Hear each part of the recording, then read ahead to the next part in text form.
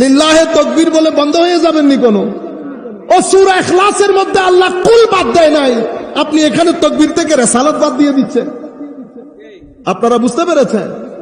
আপনি আমার নবী বাদ দিলে তাওহীদ তাওহীদই হয় না, তাওহীদ তাওহীদই হয় না। তাওহীদ তো তাওহীদ হয় যদি রিসালাত থাকে। রিসালাত বাদ দিয়ে দিলে তাওহীদ আর তাওহীদ থাকে না, এটা ঈমান থাকে না, এটা নিচক একটা আপনার জ্ঞান দর্শন এটাতে পরিণত হয়। যদি রিসালাত বাদ দিয়ে তাওহীদ তাওহীদ হইতো তো আল্লাহ সূরা ইখলাসকে কুল দিয়ে শুরু করতেন না। আল্লাহ সূরা ইখলাসকে কুল দিয়ে শুরু করতেন না। আমি চাচ্ছি না এই কুলের ভিতরে ঢুকে যেতে। কুলের ভিতরে ঢুকে গেলে আর বের হইতে পারবো না। আল্লাহর ইজ্জতের কসম করে বলছি মাওলা, মৃত্যুকে আমরা 2 পয়সার ভয় করতাম না, মৃত্যুকে ভয় করি মাওলা গুনাহের কারণে। নতুবা যদি হাদিসে পাকের মধ্যে আল্লাহর ওয়ালিদেরকে ইন্তেকালের মুহূর্তে যেই ইজ্জত দেবেন বলে আমার নবী হাদিসে পাকের মধ্যে ইরশাদ করেছেন। হযরতে ইমাম আহমদ ইবনে হাম্বল ওনার কিতাব মুসনাদের মধ্যে রওয়ায়াত করেছেন, হযরতে বারা বিন আযিব রাদিয়াল্লাহু তাআলা আনহু থেকে, যদি এমন মৃত্যু নসিব হয় মাওলা আপনাকে বলি যখন খুশি তুলে নেন, আমাদের কোনো না নাই। আমরা তো ভয় পেয়ে যাই মাওলা গুনাহের কারণে, কিন্তু আমরা আপনাকে মানি, জানি, ফিল করি এবং আমরা এটাও বিশ্বাস করি মাওলা আমরা এই পৃথিবীতে বেঁচে থাকার জন্য যা নিয়ামত সবকিছু আপনার কারণে, কিন্তু আমরা গুনাহগার, দুর্বল মানুষ, নফসের ধোঁকায় পড়ে যায়, শয়তানের ধোঁকায় পড়ে যায়। তাওহীদ একটা খবর, রিসালাত হচ্ছে মুখবির, সংবাদদাতা। তো সংবাদদাতার উপর নির্ভর করে সংবাদ কতখানি গ্রহণযোগ্য। আপনাকে বললাম ভাইজান এই ঘটনা একটা ঘটছে, কোন পত্রিকাতে পাইছেন? আমি বললাম অমুক পত্রিকা। কোন বিশ্বাস নাই, কি নাই? আমি যদি বলি বাংলাদেশের স্বনামধন্য একটা পত্রিকার নাম বলি, তখন আপনি কি বলবেন? ও ঘটনা তো তাইলে খারাপ। দেখছেন তো সংবাদের গ্রহণযোগ্যতা, সংবাদের অগ্রহণযোগ্যতা ডিপেন্ড করে কার উপরে? সংবাদ দাতার উপর। এরকম গুরুত্ব রিসালাতে, সেই রিসালাতের নাম শুধু বিশ্বাস পর্যন্ত। আমি বিশ্বাস করি উনি নবী, আমি বিশ্বাস করি উনি রাসূল, আমি বিশ্বাস করি উনার মুজিজা, আমি সব বিশ্বাস করি, কিন্তু আমি কথা বলার সময় এই ঘটনা, আমার নবী, এগুলো আমার কথার ভিতরে থাকে না। পুরা বাংলাদেশ, পুরা পৃথিবীর মধ্যে একটা বাজার গরম হয়েছে আল্লাহর ওয়ালিদের শানে বেয়াদবি করা, নবীদের শানে বেয়াদবি করার একটা বাজার। মনে রাখবেন আমাদের দিন 3টা জিনিসের নাম। কয়টা জিনিসের নাম বলেন সবাই একসাথে? আর একটু জোরে বললে ভালো হবে। সবাই পিছনের গুলো আওয়াজ করতেছেন না আপনারা। গোল্ড অফ মদিনা, সুন্নিয়তের অহংকার। আমার নবীকে আল্লাহ সূরা ইখলাসের মধ্যে কুল রিসালাত দিয়ে তাওহীদের শুরু করেছে। হুয়াল্লাহু আহাদ এসেছে পরে, আহাদ এসেছে পরে, আগে কি এসেছে? কুল। কুল মানে কি? হাবিব। হায় হায়, হাবিব আপনি বলুন, আপনি বলুন। তো যিনি বলছেন উনি কে? আপনি তাকে বলতে বলছে না, আল্লাহ বলতে বলছেন আমাদের নবীকে। হাবিব আপনি বলুন।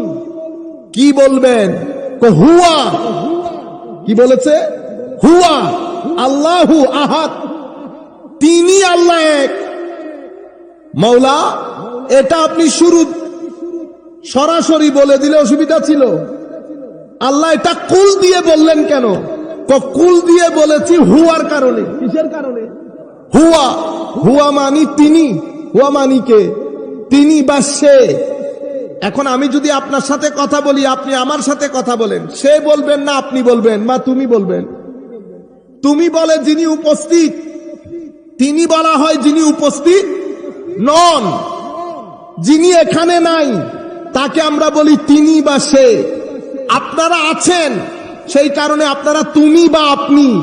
তো আল্লাহ ধরা যাবে, দেখা যায়, শোনা যায়, ছোঁয়া যায়, সব কিছুতে আমার আল্লাহ। তুমি নাই, তিনি। যেহেতু তিনি, তো তিনির কথা বলার জন্য একজন তুমি লাগে। আমি তিনির কথা আপনাকে কাকে জিজ্ঞেস করব? কেউ একজন তো লাগবে। আমি যদি বলি হুজুর কেবলা, আমাদের আজকের মাহমুদুর রহমান সাহেব হুজুর কেবলা, ঠিক আছে, আমি আপনাকে জিজ্ঞেস করতে হবে না তিনি এসেছেন। তিনি কাকে জিজ্ঞেস করতেছি?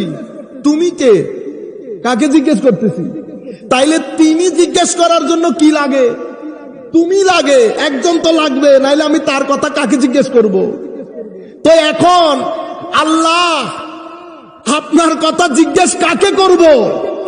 আপনি তো তিনি, তুমি কে হবে? তো আল্লাহর দুনিয়ার মধ্যে, আল্লাহর দুনিয়ার মধ্যে আল্লাহর সংবাদ দেওয়ার জন্য যতগুলা তুমি আল্লাহ বানিয়েছে সবাইকে নবী এবং রসুল বলে। সবাইকে কি বলে? নবী এবং রসুল। ইনারা কারা? ইনারা তিনির তুমি, তিনির আপনি, তিনির। আপনারা আমার কথা বুঝতেছেন? হ্যাঁ, তিনির একটু জবাব দিবেন যেন আমি বুঝি আপনারা বুঝতেছেন। তিনির আপনি কারা? নবী এবং রসুল। তো যেহেতু তিনির আপনি নবী রসুল, ওনারা কি আমাদের মতো হবে? ওনারা আমাদের মতো কোন দিক দিয়ে আমাদের মতো হবে? হবে না। এখন আপনি মানে নবী রসুল যত পাঠিয়েছেন, যারা আপনি, তাদের মধ্যে সবচেয়ে সেরা হচ্ছে আমাদের জন। সবচেয়ে সেরা কে? আমাদের জন। কেন? কারণ যতগুলো আপনি আছে, কেউ তিনিকে চোখে দেখে নাই। যতগুলো আপনি, যতগুলো নবী রসুল, কেউ তিনিকে, তিনি চোখে দেখে নাই। তো আপনি যে বলছেন আশহাদু আল্লাহ ইলাহা ইল্লাল্লাহ, আমি সাক্ষ্য দিচ্ছি আল্লাহ বাদে ইবাদতের মালিক কেউ না, তো সাক্ষী দেওয়ার জন্য তো চোখে দেখতে হয়। আপনি চোখে দেখছিলেন, তো সাক্ষী দিলেন যে? হায় হায় হায়, তিনিকে কেউ দেখে নাই কিন্তু সবাই সাক্ষী দিচ্ছে। এটাকে বলে আসালাতান না, এটাকে বলে নিয়াবাতান। মানে আমার যে সাক্ষী, এটা আসল সাক্ষী না, এটাকে আমরা বলি সেকেন্ডারি উইটনেস। কি বলি? Secondary witness. এটা মূল সাক্ষী না, এটা হচ্ছে অতিরিক্ত সাক্ষী।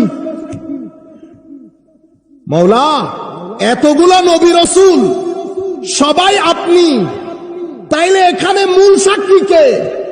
মূল সাক্ষী হচ্ছে বুরহান। মূল সাক্ষী কে? বুরহান। বুরহান মানে কি? বুরহান মানে হচ্ছে এমন একটা দলিল, যেই দলিলের পরে আর কোন দলিলের দরকার হয় না। আল্লাহ আপনি আছেন, কোন আয়াত আছে? তো আছে আয়াত। ওয়া মিন আয়াতিহি আন খালাকা লাকুম মিন আনফুসিকুম আজওয়াজা। আপনারা বুঝতে পেরেছেন? আয়াত মানে আল্লাহর নিদর্শন, এমন কিছু সৃষ্টি যাদেরকে দেখলে আল্লাহ স্মরণে আসে, যাদের দিকে দৃষ্টিপাত করলে, মনোনিবেশ করলে বোঝা যায় পৃথিবীর মধ্যে আল্লাহ নামক একজন আছেন। সেই আয়াতগুলা কি? তো সেই আয়াতগুলা দুই ধরনের। এক ধরনের আয়াত পবিত্র কোরআনে, এক আয়াত, দুই আয়াত, তিন আয়াত। এই আয়াতে প্রত্যেকটা আয়াত, প্রত্যেকটা শব্দ আল্লাহর অস্তিত্বের প্রমাণ বহন করে। সেই কারণে এগুলাকে কি বলে? আয়াতে ইলাহি। আয়াতে, আয়াত মানে কি? নিদর্শন। আচ্ছা, আর একটা আয়াত, এটা কি? তো আল্লাহ বাদে নবমণ্ডল, ভূমণ্ডল, যা কিছু আল্লাহ সৃষ্টি করেছেন, তার প্রতিটা ধূলিকণা আল্লাহ রাব্বুল আলামিনের অস্তিত্বের প্রমাণ বহন করে। আপনি মুরগির নিচে ডিম দিয়েছেন, দুইটা হাঁসের ডিম, তিনটা মুরগির ডিম, মুরগির সিনার তাও লেগে লেগে ডিম থেকে বাচ্চা বের হয়েছে। আল্লাহ সিনার ভিতরে কোন তাসির দান করেছেন আল্লাহ পাক জানেন। একটা মুরগির সিনার ভিতরে যদি এই তাসির থাকে, 21 দিন পরে সেই ডিমের ভিতরে জিন্দেগির সঞ্চার হয়। কিসের সঞ্চার হয়? জিন্দেগি। পৃথিবীর কোন মায়ের ছেলে এই জিন্দেগি দেয় নাই, এটা আল্লাহ মুরগির সিনার ভিতরে তাও রেখেছে, তাসির রেখেছে। বাচ্চা ফুটেছে, 2-3টা হাঁসের, 2-3টা মুরগির। 3 দিন পরে বাচ্চা যখন বাইরে গেছে, হাঁসের বাচ্চা পুকুর দেখে দেয় লাফ। মুরগির বাচ্চা দিয়েছে? মুরগির বাচ্চা লাফ দিয়েছে? মুরগির বাচ্চা লাফ দেয় নাই, কারণ সেই জানে সে সাঁতার কাটতে পারবে না। হাঁসের বাচ্চা লাফ দিয়েছে, সেই জানে সে সাঁতার কাটতে পারবে। প্রশ্ন হচ্ছে, মুরগির বাচ্চা সাঁতার কাটতে পারবে না, এটা মুরগির বাচ্চাকে কে শিখালো? দুনিয়াতে এসেছে তো 2 দিনও হয় নাই। হাঁসের বাচ্চা যে সাঁতার কাটতে পারে, এটা হাঁসের বাচ্চাকে কি আপনি শিখিয়েছেন? এই জন্য আমার আল্লাহ বলছেন, হে মানুষ, দুনিয়ার প্রতিটা অণু পরমাণু তুই যদি তোর ভিতরে একবার তাকাইস, তুই বুঝবি আমি আল্লাহকে। এজন্য বলে না, মৌলা তুই রে তুই, আউয়াল আখির মৌলা তুই রে তুই। প্রতিটি দুলি অণু পরমাণু। কবুতরের জিন্দেগি যদি দেখেন, কবুতর আমরা সবাই পালি না? সবাই পালি।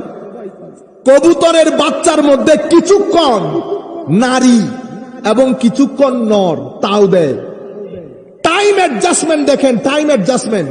আপনি বসে শিখিয়েছেন যে আপনি 3 ঘন্টা, ও 3 ঘন্টা, তাদের হাতে ঘড়ি আছে, কিন্তু আপনি অবাক হয়ে যাবেন নিজামে কুদরত দেখে আমরা সিজদায় লুটিয়ে পড়া বাদে মৌলার কোনো চারা নাই। কবুতরের হাতে ঘড়ি নাই, ঘড়ি বাদে তারা সেটেলমেন্ট করে কে কতক্ষণ ডিমের উপর বসবে।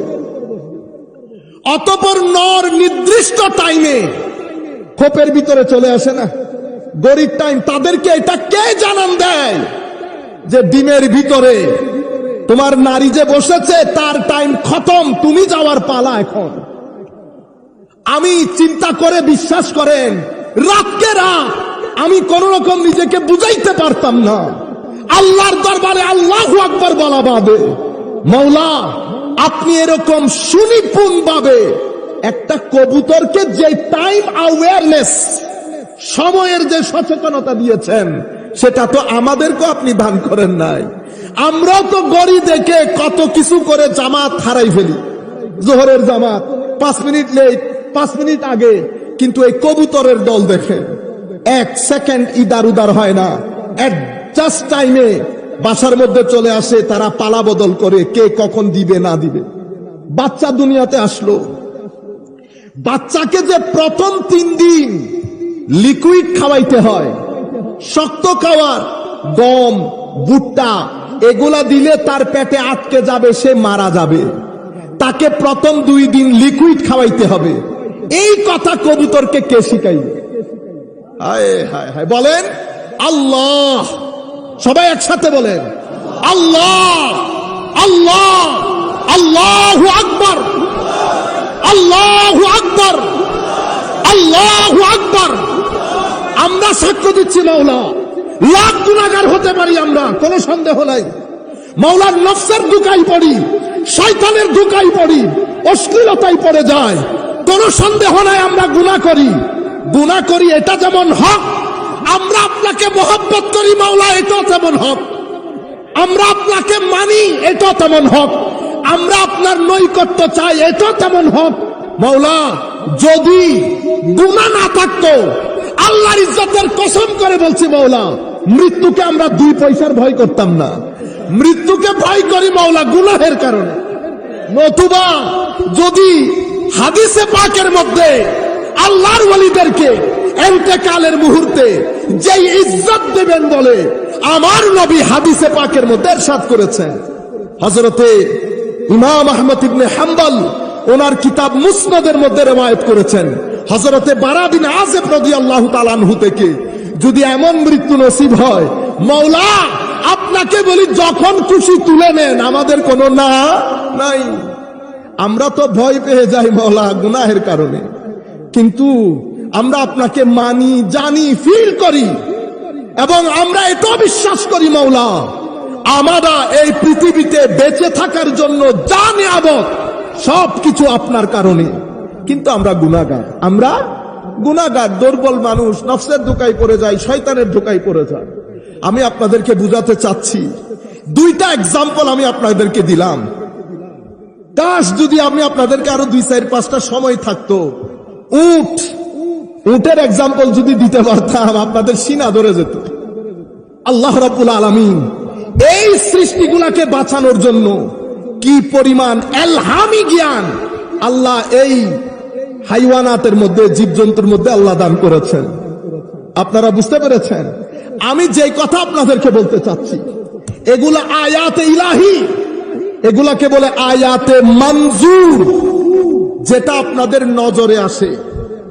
কোরআনে পাকের আয়াতকে বলে আয়াতে মানতুক, যেটা আমরা পড়ি, কিছু পড়ি, কিছু দেখি, সব মিলে আয়াতে ইলাহি। কিন্তু আল্লাহর সৃষ্টির কোন আয়াতকে আল্লাহ বুরহান বলেন নাই। বুরহান বলেছেন শুধু আমাদের নবী মুহাম্মদুর রাসূলুল্লাহ সাল্লাল্লাহু আলাইহি ওয়াসাল্লাম। কি বলেছে? কদ জাআকুম বুরহানুম মির রাব্বিকুম, তোমাদের কাছে তোমাদের প্রতিপালকের পক্ষ থেকে বুরহান এসেছে। মাওলা বুরহান কি?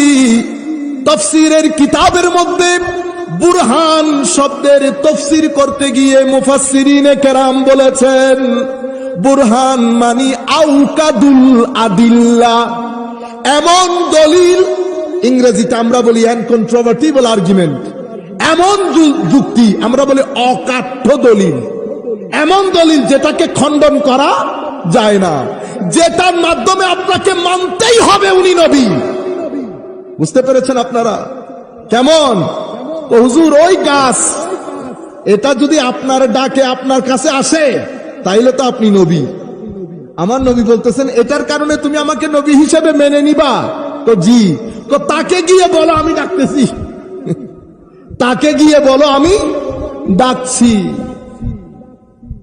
সব দিক থেকে বুরহান। তো আমি আপনাদেরকে কি বলতে চেয়েছিলাম? আল্লাহ হচ্ছেন তিনি, সমস্ত তিনি বুঝার জন্য তুমি লাগে। কি লাগে? তুমি ছাড়া তিনির সন্ধান কেউ দিতে পারে না। আপনারা এটা বুঝতে পেরেছেন তো? তুমি ছাড়া তিনির সন্ধান হয়, আমি কাউকে না কাউকে জিজ্ঞেস করতে হবে তো তিনি কোথায়, তো তিনি কোথার জন্য তুমি বা আপনার দরকার হয়। এখন আল্লাহর জমিনের মধ্যে যা কিছু আল্লাহ সৃষ্টি করেছেন, তুমি আপনি সবাই না, আপনি শুধু নবী এবং রাসূল, যাদেরকে আমরা আল্লাহর পরিচয় জিজ্ঞেস করি, আল্লাহর ঠিকানা জিজ্ঞেস করি। এনারা কারা? নবী এবং রাসূল। এই নবী এবং রাসূলদের মধ্যে সর্বোচ্চ চূড়ায় যিনি, উনি আমাদের নবী মুহাম্মদুর রাসূলুল্লাহ সাল্লাল্লাহু তাআলা আলাইহি ওয়াসাল্লাম। এই যে নবীদের শিক্ষা বা নবীদের সাক্ষী, এখানে বাকি সবার সাক্ষী নিয়াবাতান, আমার নবীর সাক্ষী আসওয়ালাতান, নিজের চোখে দেখে সাক্ষী। সেই কারণে কিয়ামতের ময়দানে আমার নবীকে বানানো হয়েছে শাহেদ। কি বানানো হয়েছে? শাহেদ। সমস্ত নবীদের সাক্ষীর পরে আল্লাহ, আমি আপনার পক্ষ থেকে দাওয়াত পৌঁছিয়ে দিয়েছি, সবাই সাক্ষী দেবেন। কারা সাক্ষী? এটা কাদের? তিনিদের সাক্ষী। তিনিদের নাকি আপনাদের? আপনাদের সাক্ষী। নবী এবং রাসূলুল্লাহ হচ্ছে আপনি। ওনারা সাক্ষ্য দিলেন কার ব্যাপারে? এখন সমস্ত সাক্ষীর সাক্ষী হচ্ছেন আমাদের নবী মুহাম্মদুর রাসূলুল্লাহ সাল্লাল্লাহু আলাইহি ওয়াসাল্লাম। ফাকাইফা ইজা জিনা, আয়ে হায় হায় হাবিব, কত দারুণ দিন হবে যেদিন সবাই সাক্ষী দেবে নবী রাসূল। আমি সমস্ত সাক্ষীর উপর আপনার সাক্ষী উপস্থাপন করব কিয়ামতের ময়দানে। আপনারা বুঝতে পেরেছেন? সেই কারণে আমার আল্লাহ রিসালাত বুঝানোর জন্য, এটার ইম্পর্টেন্স বুঝানোর জন্য তাওহীদের সূরা শুরু করেছে রিসালাত দিয়ে, কুল। কেন? কারণ হচ্ছে যার কথা বলা হচ্ছে উনি তো হুয়া, তিনি তো, তিনির জন্য তুমি লাগে, তো তুমি কে আগে এনেছে? আমি তুমি কে না পাইলে তিনার কথা কারে জিগামু? আপনারা বুঝতে পেরেছেন? কুল হুয়াল্লাহু আহাদ। আর একটু সহজ করে বললে, একটা হচ্ছে তাওহীদ হচ্ছে সংবাদ, রিসালাত হচ্ছে সংবাদদাতা। সংবাদ আগে না সংবাদদাতা আগে? আপনি পেপার আগে, পেপারের ভিতরে পড়লে না সংবাদ বুঝবেন? আপনারা বুঝতে পেরেছেন? তাওহীদ একটা খবর, রিসালাত হচ্ছে মুখবির, সংবাদদাতা। তো সংবাদদাতার উপর নির্ভর করে সংবাদ কতখানি গ্রহণযোগ্য। আপনাকে বললাম ভাইজান এই ঘটনা একটা ঘটছে, কোন পত্রিকাতে পাইছেন? আমি বললাম অমুক পত্রিকা। কোন বিশ্বাস নাই, কি নাই? আমি যদি বলি বাংলাদেশের স্বনামধন্য একটা পত্রিকার নাম বলি, তখন আপনি কি বলবেন? ও, ঘটনা তো তাইলে খারাপ। দেখছেন তো, সংবাদের গ্রহণযোগ্যতা, সংবাদের অগ্রহণযোগ্যতা ডিপেন্ড করে কার উপরে? সংবাদ দাতার উপর। এরকম গুরুত্ব রিসালাতে। সেই রিসালাতের নাম শুধু বিশ্বাস পর্যন্ত। আমি বিশ্বাস করি উনি নবী, আমি বিশ্বাস করি উনি রাসূল, আমি বিশ্বাস করি উনার মুজিজা, আমি সব বিশ্বাস করি, কিন্তু আমি কথা বলার সময় এই ঘটনা, আমার নবী, এগুলো আমার কথার ভিতরে থাকে না।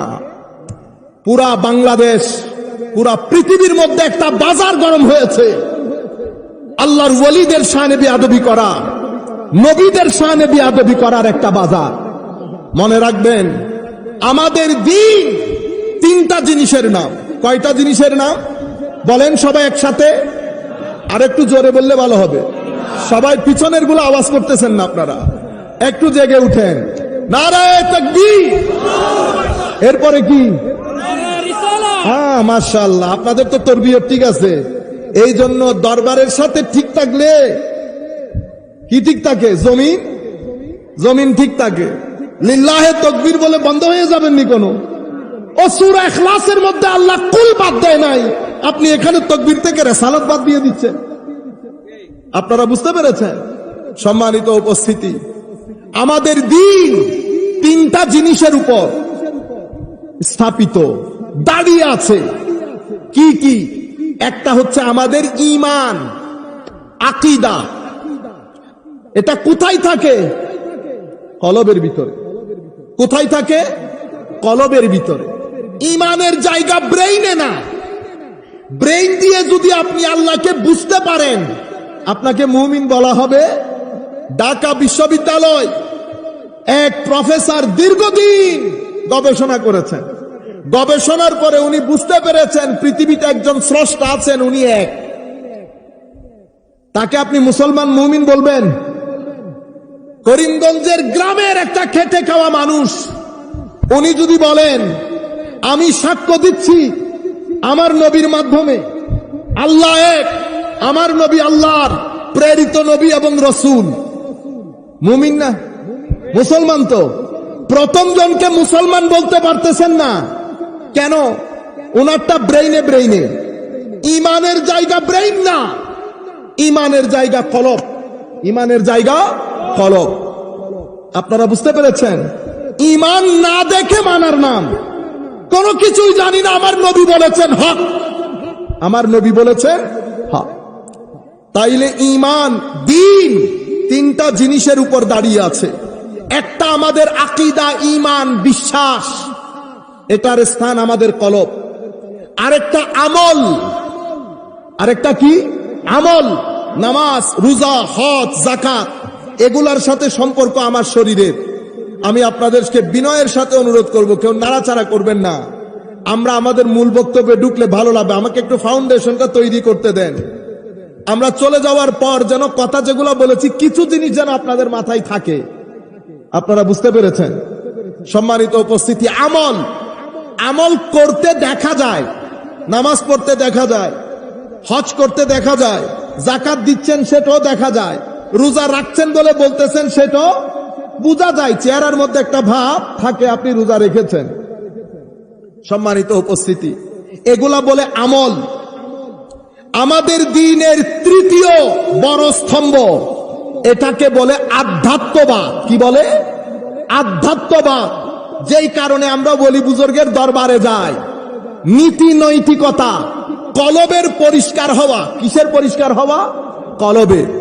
এই তিনটা জিনিসকে একসাথে দ্বীন বলে। কি বলে? দ্বীন বলে। এই তিনটা জিনিসের মধ্যে মাথা কোনটা বলেন? এই তিনটা জিনিসের মাথা হচ্ছে আমাদের ঈমান, আমাদের আকীদা। ঈমান যদি ঠিক না হয়, আমল এবং আখলাক কোনোটাই আল্লাহর দরবারে গ্রহণযোগ্য হবে না। এটা আপনারা আমার চেয়ে ভালো জানেন। আগে ঈমান, আগে ঈমান। আমরা সবাই চেক করে নেব, কারণ বাতাস লাগতেছে গায়ে। কিসের বাতাস? খারেজিয়তের বাতাস, লা দ্বীনিয়তের বাতাস, আধুনিকতার বাতাস, অশ্লীলতার বাতাস। ঈমান বিধ্বংসী, ঈমান বিধ্বংসী আদর্শের বাতাস রাত দিন গায়ের মধ্যে লাগছে। তো আমি চেক করতে হবে না 2 মিনিট পর পর ঈমান ঠিক আছে কিনা? দই বসাইতে দিছেন, এরপরে যদি বিয়ের বাড়িতে চলে যান 10 দিন পরে আসে দই দেখেন দই জায়গায় থাকবে? থাকবে না। চেক করতে হবে দই জায়গার মধ্যে আছে কিনা, বসতেছে কিনা। আমাদের মনে রাখবেন, ঈমান আসল। ঈমান যদি কমজোর হয়, আমি শুধু একটা হাদিস আপনাদের সম্মুখে বলে আমার বক্তব্য শুরু করব। হযরতে আবু সাঈদ খুদরি রাদিয়াল্লাহু তাআলা আনহু এই হাদিসের বর্ণনাকারী। বুখারী শরীফ সহ অসংখ্য হাদিসের কিতাবের মধ্যে এই হাদিসগুলো এসেছে। একটা দুইটা হাদিস না, অসংখ্য হাদিস। সেখান থেকে আমি একটা হাদিস শুধু আপনাদের সাথে শেয়ার করছি। হযরতে আবু সাঈদ খুদরি রাদিয়াল্লাহু তাআলা আনহু থেকে এই হাদিস বর্ণিত। উনি বলছেন, আমার নবী সাল্লাল্লাহু আলাইহি ওয়াসাল্লামের দরবারে কিছু স্বর্ণ মুদ্রা এসেছে। সেই স্বর্ণ আমার নবী 4 জন সাহাবায়ে কেরামের মধ্যে বন্টন করে দিলেন। কয়জন সাহাবী? 4 জন সাহাবীর মধ্যে বন্টন করে দিলেন। আমার নবী এই বন্টন প্রক্রিয়া কারো কারো হজম হয় নাই। এক ব্যক্তি ওখানে দাঁড়িয়ে বলতেছে, কত বড় বেয়াদব দেখেন, বলে ইদিল। হে মুহাম্মদ সাল্লাল্লাহু আলাইহি ওয়াসাল্লাম, মুসলমান মানে জায়গার লোক, বাইরের লোক না, জায়গার লোক। আপনার বন্টন যে করলেন, এটা তো আপনি পার্সিয়ালিটি করেছেন, আপনি স্বজন প্রীতি করেছেন। চিন্তা করা যায়, সিনা পর্যন্ত ধরে যাওয়ার কথা না, কোন দরবারে কি বলে। আমার নবী এটা বলার পরে ফারুক আজম দাঁড়িয়ে যায়, হুজুর অনুমতি দেন এই মুনাফেকের, কাফের বলে নাই, কি বলেছে? মুনাফেকের গর্দান উড়িয়ে দেই। আমার নবী বলছেন, না, তোমরা যদি এটা করো মানুষ মনে করবে আমরা এখন মারামারিতে আছি, আমরা মারামারিতে আছি। সেই ব্যক্তি চলে যায়। আমার নবী তাকে বলছেন, তুমি বলছো আমার বন্টন প্রক্রিয়া যথাযথ হয় নাই, আল্লাহ আমাকে হায় হায় আমানতদার মনে করেন। জিবরিল ওহী নিয়ে আমার ঘরের দরজায় সকাল বিকাল আসে, ইয়াতিনি খবরুস সামা সাবাহান ওয়া মাসাআন। আর তুমি আমাকে বলছো আমার বন্টন প্রক্রিয়া যথাযথ না। আমার নবীর চেহারা মুবারক লাল হয়ে গেছে। হায় হায়, যেই নবী নবুয়ত প্রকাশের আগে 40 বছরের জিন্দেগির মধ্যে 1 সেকেন্ড আমার নবীর জীবনে এমন ছিল না যেটা নিয়ে কাফেররা বলার সাহস পাইতো যে কেন আজকে আপনি নবী বলে দাবি করছেন। ওই দিন, ওই তারিখ, ওই মুহূর্তে আপনি এই কথা বলেন নাই, আপনি একজনকে ধাক্কা দেন নাই, আপনি একজনকে গালি দেন নাই। কোন মুনাফেক, কোন কাফের 40 বছরের জিন্দেগির কোন সেকেন্ড নিয়ে কখনো পৃথিবীর মানুষকে কমপ্লেন করতে পারে নাই। আমার নবীর নবুয়ত এখনো প্রকাশ হয় নাই, 40 বছর পরে প্রকাশিত হয়েছে। এই 40 বছরের জীবনে আমার নবী একটা মুহূর্ত এমন ছিল না যেটাকে আপনি বলতে পারেন এটা আমার নবীর জীবনের একটা ব্ল্যাক কালো দাগ, আপনি বলতে পারবেন না। এটা এমন নিদাগী নবী, নিদাগী নবী। সেই নবীর ব্যাপারে এই আমাদের মধ্য থেকে আমরা যাদেরকে কি বলি মুসলিম উম্মাহ, ইমাম বুখারী শরীফের মধ্যে যখন চ্যাপ্টার লিখেছেন তো চ্যাপ্টারের নাম দিয়েছেন কিতাবুল খাওয়ারিজ, খারেজিদের অধ্যায়।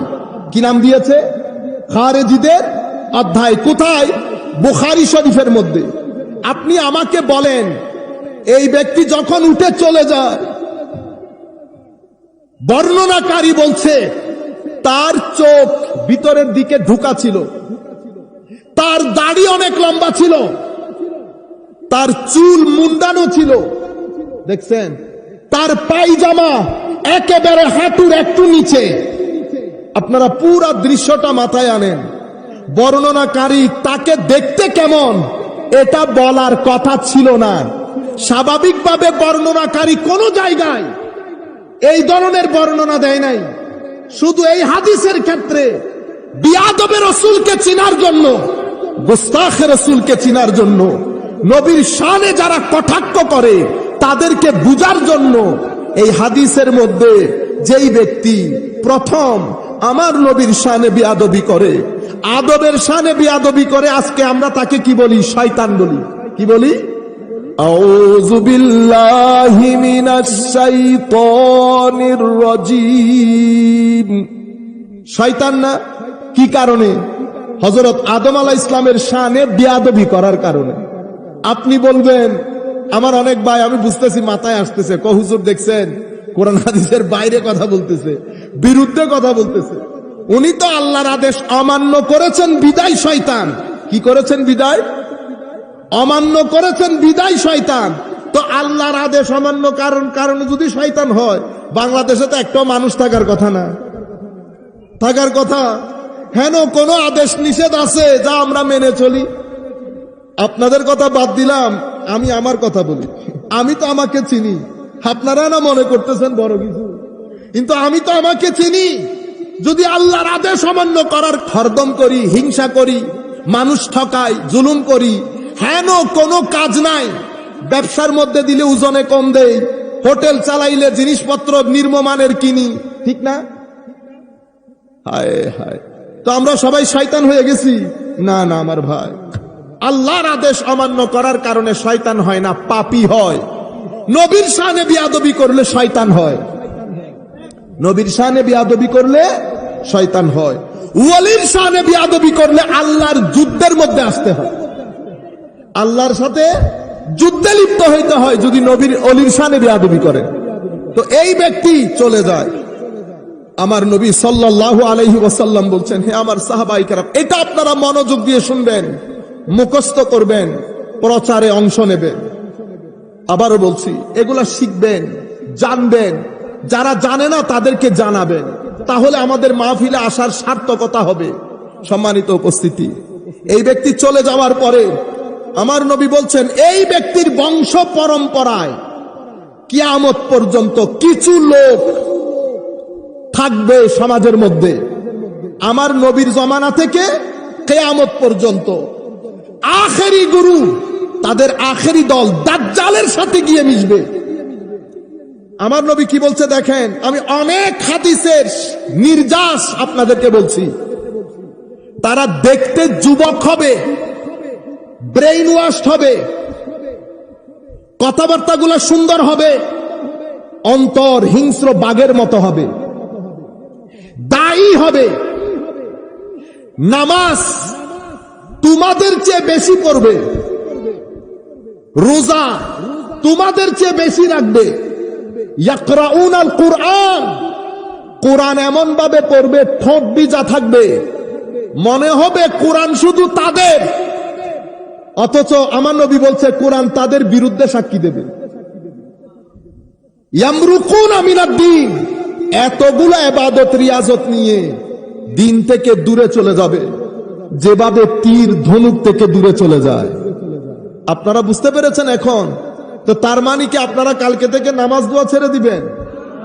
যেই ব্যক্তি নামাজ পড়লো না, সেই ব্যক্তি বলছে আমার নবী, সেই ব্যক্তি দিন ধ্বংস করে দিল।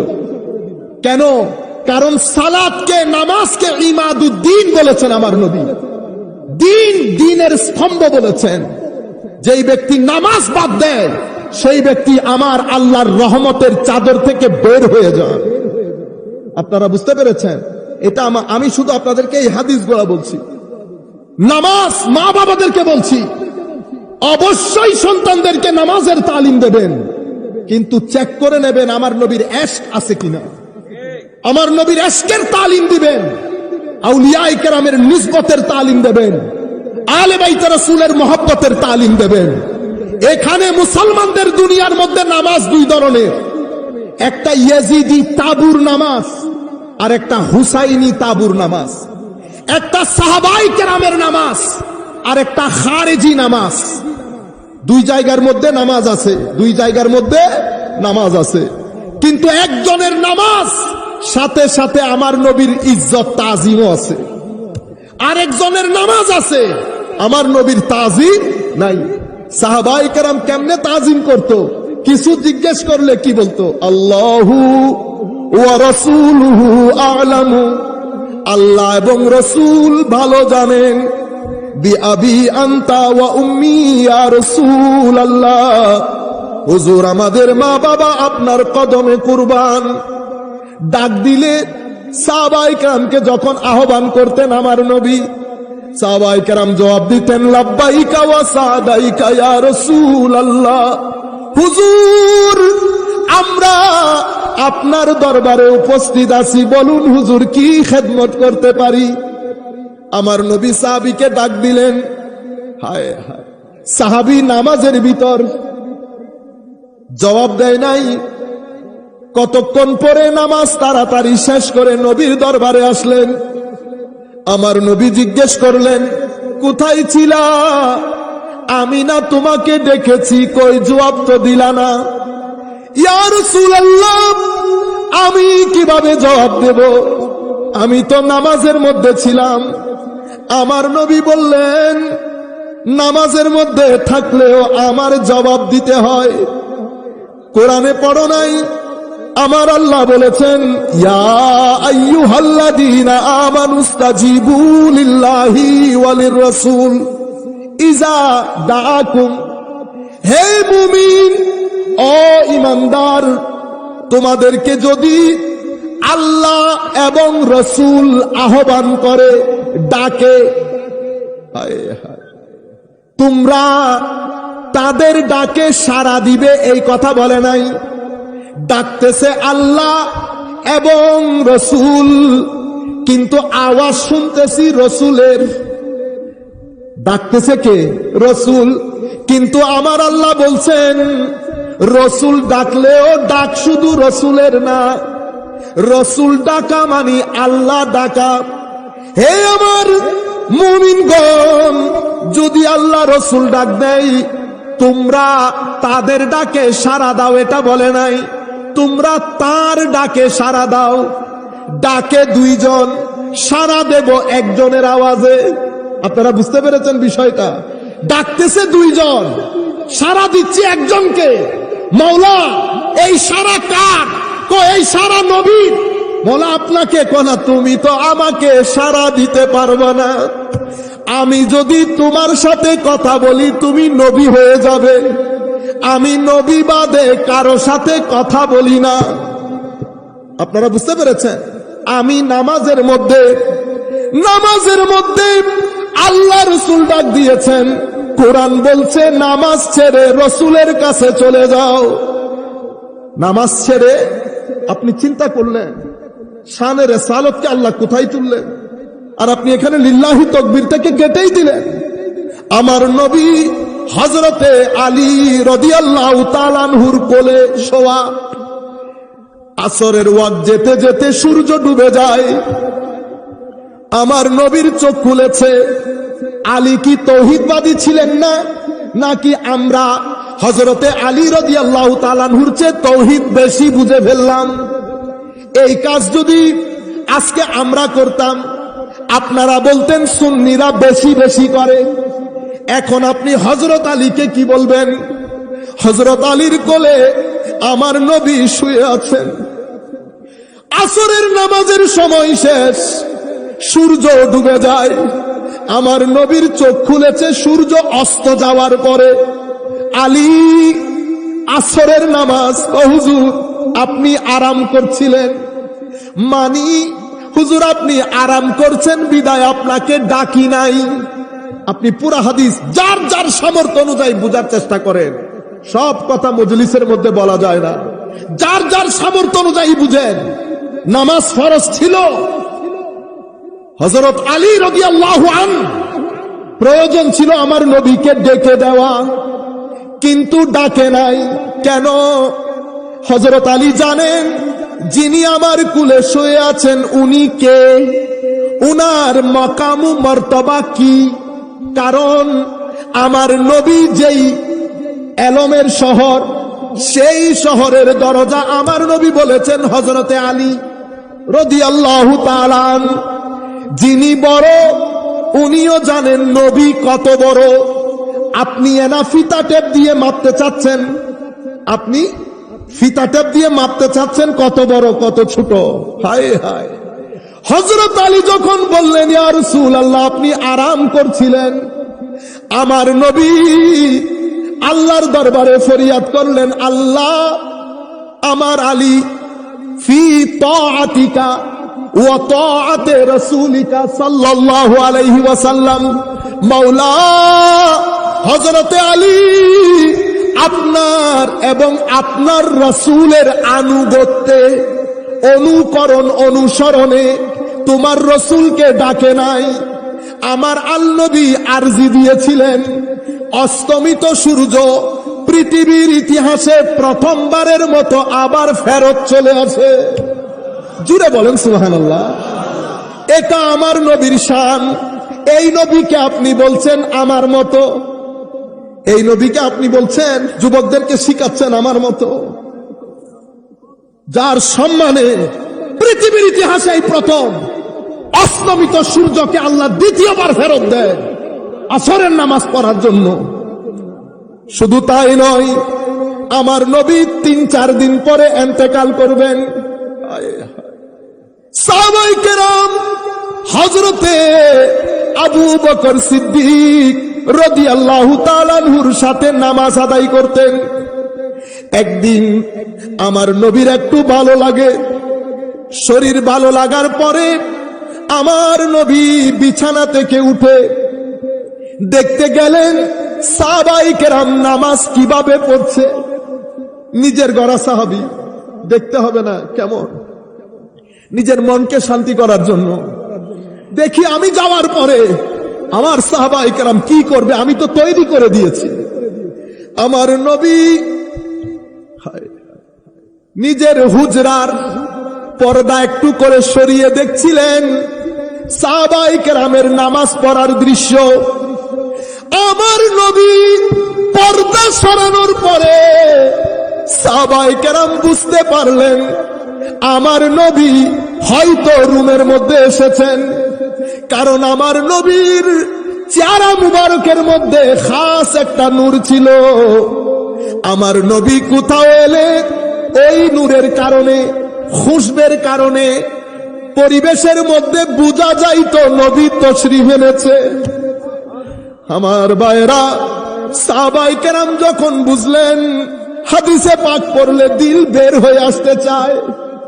সাহাবায়ে কেরাম ওয়াহুম সুফুফুন ফিস সালাত, নামাজের মধ্যে আছে, আমার নবীর উপস্থিতি টের পেয়ে, অথচ আমার নবী ভিতরে যান নাই, বাইরে থেকে আমার নবীর হুজরা থেকে পর্দা সরিয়ে একটু দেখছিলেন। এই অবস্থায় কানা ইফতাতিনু, হায় হায়, কোন নামাজের মধ্যে সাহাবায়ে কেরামের খুশির কোনো সীমা ছিল না। এতদিন পর্যন্ত সাহাবায়ে কেরামের দিল বের হয়ে আসছে, নবী ছাড়া নামাজ পড়া এত সহজ কথা ছিল না তাদের জন্য। যারা নবীর পিছনে নামাজ পড়তো, নবীর সাথে খেত, নবীর সাথে বাইরে যেত, এক হাদিসের মধ্যে সাহাবায়ে কেরাম বলছেন, নবীকে যখন মাটি দিচ্ছি, আমরা এক সাহাবী আর এক সাহাবীর চেহারার দিকে তাকাচ্ছিলাম না, আমাদের দিল বের হয়ে আসার জোগাড়। আমরা যখন আমার নবীকে মাটি দিচ্ছিলাম, দিলের মধ্যে পাথর চাপা দিয়ে, এগুলা কিসের আলামত বলেন? মহব্বতের আলামত। সেই মহব্বত বের করে দিয়ে চেহারা কতগুলাকে আমরা শীতকালীন মারা গাছের মতো করে ফেলেছি। মুমিনের চেহারা, নামাজি চেহারা, এটা নূর পড়লে আরো গ্লু করবে, কত কালো বিষয় না, কিন্তু এটাতে গ্লু থাকবে। আমাদের মুরব্বী যারা দাড়ি রাখেন, দেখছেন না চেহারার মধ্যে কি গ্লু, দুনিয়া থেকে চলে গেলে হাসি আরো বেড়ে যায়। কিন্তু শানের সালতের মধ্যে যদি বেয়াদবি হয়, আজকে আপনাদেরকে সাক্ষী রেখে বলে যাচ্ছি, যেই ব্যক্তির ভিতরে আমার নবীর শানে বেয়াদবি থাকবে, তার চেহারা বিকৃত হয়ে যাবে। এন্তেকালের পরে চেহারা দেখার মতো হবে না। আপনি লাখ মানুষের মধ্যে বেছে নিতে পারবেন কার সিনার ভিতরে এশক আছে আর কার সিনার ভিতরে এশক নাই। সম্মানিত উপস্থিতি, সাহাবায়ে কেরাম তো এমন অবস্থা হয়েছে, নামাজ ভেঙে ফেলার জোগাড়। আমার নবী ইশারা করলেন, ইমামকে ইশারা করলেন, নামাজ চালিয়ে যাও।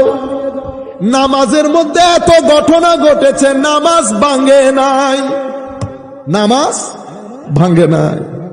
আমরা সেই নবীর কথা বলতেছি আপনাদেরকে, আমরা সেই নবীর কথা বলছি আপনাদেরকে। আজীব মাহল তৈরি হয়েছে আমাদের সমাজের মধ্যে। এই খারেজিয়ত আপনি দেখেন, আমি দুইটা জিনিস আপনাদেরকে বোঝানোর জন্য, সাহাবায়ে কেরাম কি করতেন, এবং একদিকে নামাজও আছে, রোজা, তিলাওয়াতে কোরআন, কিন্তু আমার নবীর এশক নাই। সেটা নবীর জামানা থেকে আজকের সময় পর্যন্ত আছে। এখন আখেরি আমরা আমাদের মূল বিষয়ের দিকে চলে যাই। এতক্ষণ যেটা বলেছি এটা তো ইন্ট্রোডাকশন বলেছি, সূচনা। এত দূরে এসে 3-3.5 ঘন্টা কথা বলতে না পারলে মজা আছে? মজা নাই। এখনই তো বান্দা গরমই হইতে পারে না, কৌজুর 1.5 ঘন্টা, 1.5 ঘন্টাতে কি হয়, আমাদের স্টার্ট দিতে 1.5 ঘন্টা লাগে। হ্যাঁ, সুবহানাল্লাহ। একবার দরুদ শরীফ পড়ি, আল্লাহুম্মা, বেটা কি পানি দেন, সাল্লি আলা মাওলানা মুহাম্মদ ওয়া আলা আলি সাইয়্যিদিনা মাওলানা মুহাম্মদ ইন্নিল তায়া রিহাস সাবাব ইয়াওমান ইলা আরদিল হারাম বল্লিগ সালামি রাউদাতান ফিহান নবিয়ুল মুহতারামি আল্লাহুম্মা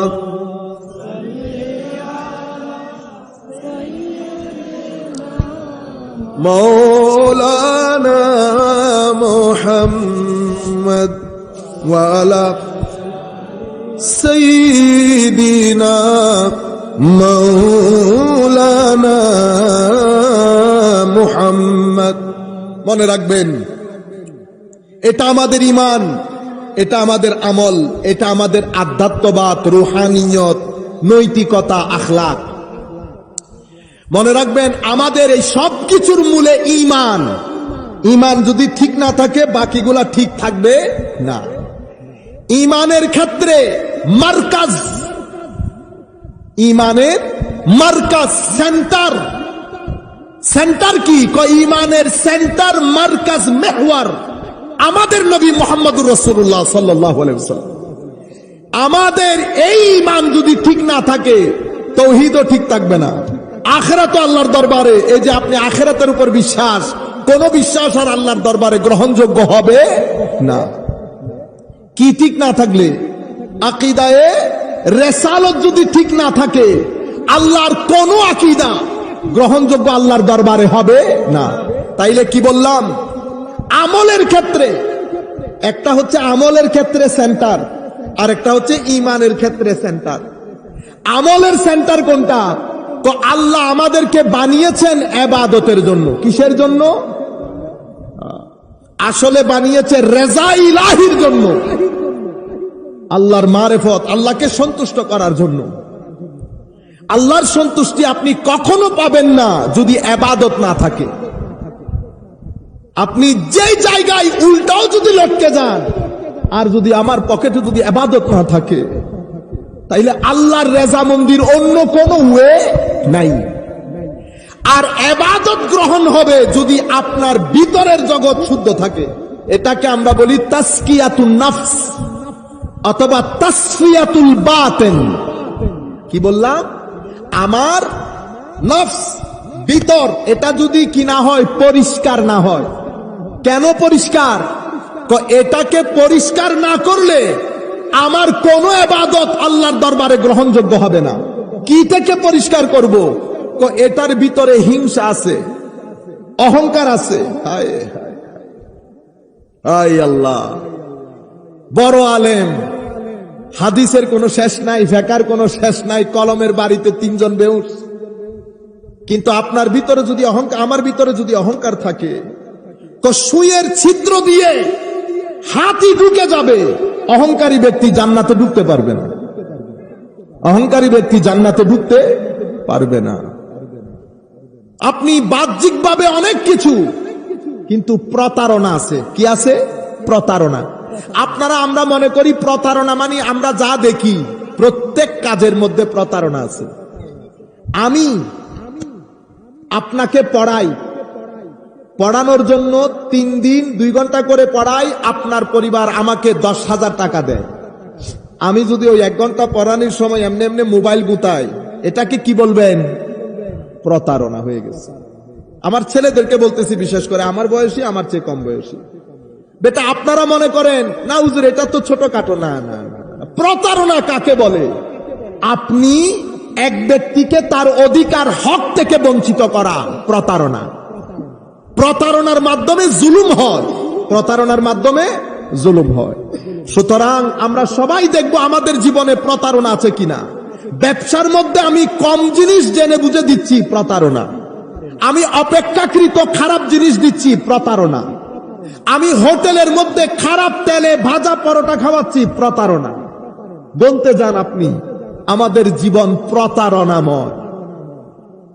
যেই জাতির মধ্যে প্রতারণা থাকবে, যেই জাতির চরিত্র সুন্দর থাকবে না, যেই জাতির জিন্দেগির মধ্যে আল্লাহর ইবাদত, নবীর গোলামি থাকবে না, সেই জাতি সামাজিকভাবে, দুনিয়াগতভাবে যত উন্নতি হোক না কেন, যত টাকা পয়সা তাদের ব্যাংকে থাকুক না কেন, যত দারুণ তাদের ঘর হোক না কেন, তাদের মনের ঘরের মধ্যে কখনো শান্তি প্রতিষ্ঠা করতে পারবে না।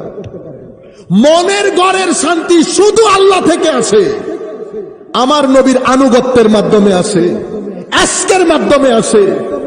নবীর আনুগত্য, ইশক, কোরআনের তিলাওয়াত, আল্লাহর জিকির, মসজিদে আসা যাওয়া, মাজারের জিয়ারত, কবরের জিয়ারত, খানেকায় সময় কাটানো, এগুলার মাধ্যমে ভিতরে, অন্তরের ভিতরে শান্তি আসে।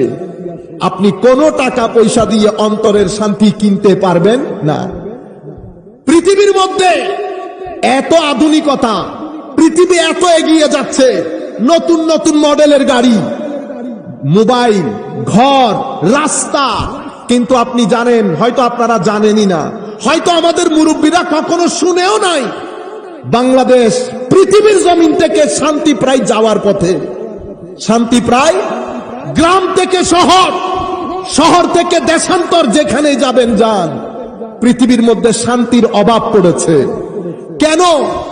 যত আপনি আল্লাহর সাথে সম্পর্ক ছিন্ন করবেন ইবাদতে, আমার নবীর সাথে ইশক এবং আনুগত্যে, আউলিয়ায়ে কেরামের নিসবতে, এই জিনিসগুলো যতই আপনার থেকে দূরে যাবে, আপনি শান্তি থেকে আস্তে আস্তে দূরে চলে যাবেন। আমার আল্লাহ বলেছেন, সুন্নতে ইলাহি হচ্ছে আল্লাহর নিয়ম হচ্ছে আলা বিযিকরিল্লাহি তাতমাইন্নুল কুলুব। জিক্রে ইলাহি, শরীয়তে ইলাহি, নবী ইলাহি, দ্বীনে ইলাহি, এগুলার মধ্যে আল্লাহ শান্তি রেখেছেন, শান্তি আর কোথাও নাই।